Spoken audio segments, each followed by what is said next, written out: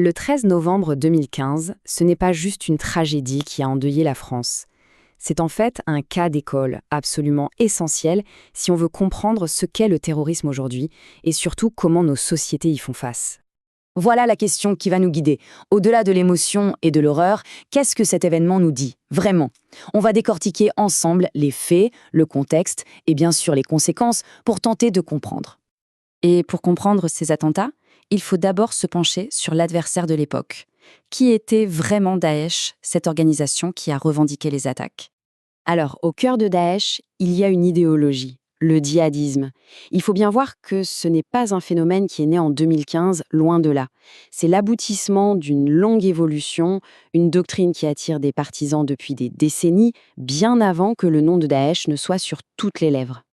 Et c'est ça qui est frappant, ce qui rendait Daesh si différent à ce moment-là. Ce n'était pas juste un groupe terroriste comme Al-Qaïda. Non, Daesh fonctionnait presque comme un État. Il avait un territoire, des villes à administrer, une armée, bref, il menait une vraie guerre, tout en préparant des attentats à l'étranger. Cette carte, d'ailleurs, le montre très bien. On voit ici concrètement la zone qu'il contrôlait en Syrie, juste à la frontière turque. Ce n'était donc pas un réseau caché dans l'ombre. Non, c'était une entité bien réelle, physique, un véritable point de départ pour ses opérations et ses combattants. Et quant à leurs intentions, eh bien, elles étaient limpides. Cette phrase, elle est tirée de leur propre magazine de propagande juste après les attentats. Elle révèle tout de leur vision du monde. Pour eux, Paris, ce n'était qu'un début. Le début d'une guerre totale contre l'Occident. Maintenant qu'on a posé ce contexte global, revenons à Paris, à cette nuit du 13 novembre. Ce qui est absolument glaçant quand on regarde cette chronologie, c'est la coordination et la vitesse. En moins d'une demi-heure, plusieurs commandos frappent 6 endroits différents. L'objectif est clair, créer un sentiment de chaos total, de violence absolue. Et puis, il y a le bilan. Un chiffre, simple, brutal. 130. 130 morts, sans parler des centaines de blessés. C'est le coût humain de cette violence. Mais face à cette horreur, il y a eu la réponse. Celle des policiers, des pompiers, des soignants.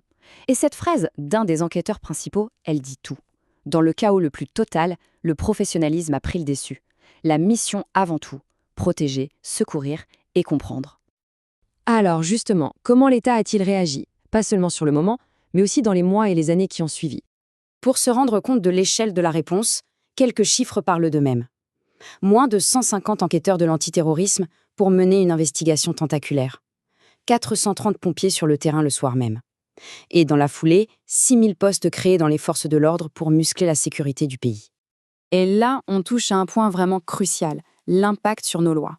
L'état d'urgence, qui est une mesure exceptionnelle, a été prolongé, encore et encore, avant que certaines de ces mesures, comme les perquisitions administratives, n'entrent de façon permanente dans la loi.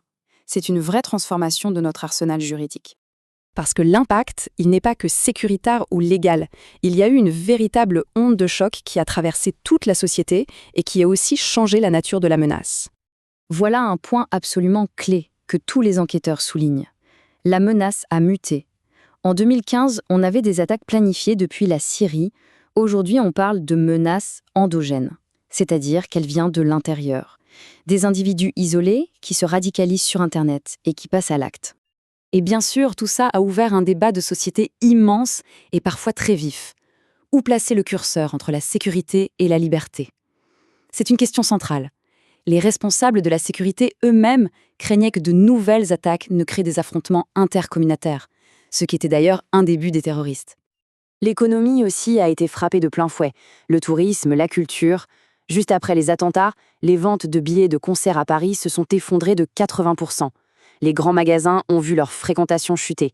Ça montre bien que les conséquences vont bien au-delà du seul enjeu sécuritaire. Alors, pour conclure, la question reste entière. L'État islamique a perdu son territoire, c'est un fait. Mais est-ce que l'idéologie, elle, a disparu? L'enquête sur le 13 novembre a permis de démanteler des réseaux, mais elle a aussi montré à quel point cette menace est complexe et changeante.